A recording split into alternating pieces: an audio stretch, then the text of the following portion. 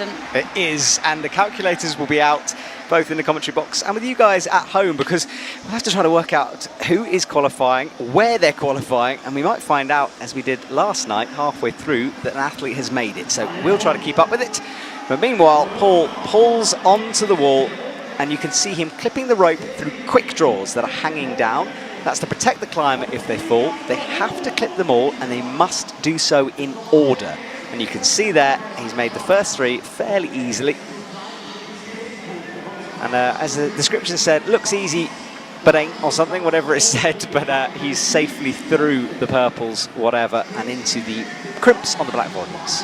And it's deceptive often with lead climbing because, like the description said, it can look easy sometimes, but what the route setters will do is they'll put the holds on at angles to just make the positions more uncomfortable and force the climbers to have to climb incredibly efficiently and effectively. We've seen throughout this entire competition mistakes are very much punished, so these athletes needing to climb and read the route very well. You can see how the scoring works now. On the left, lead is added to Boulder, and we have a total in blue. Oh, Paul nearly dropped that move. You could see in his right hand, he didn't quite know how to hold that hold. This section here, the hold, suddenly looking really uncomfortable. He is, and he's low down at the moment. Big drop knee as he drops in.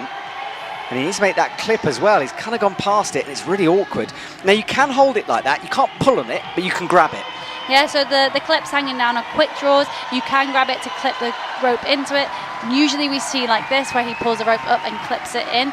They need to clip these in order, and he's done so far, but he's starting to look like he's having to fight. This section, it's crimpy. The holds are not very in-cut. They are quite rounded. He's wrapping his hand around the volume there, just trying to get the most efficient rest that he can. But we know the route setters have been really mean because they haven't given very obvious resting positions, and where there are better holds, the feet are terrible. Yeah, and Paul nearly went again there, feet kicking backwards.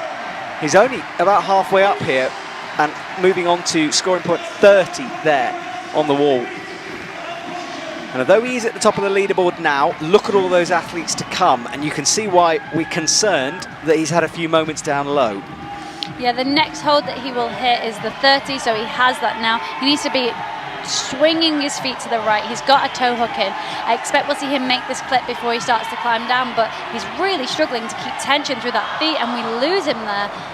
Yeah, that was an uphill battle for Paul Jenft.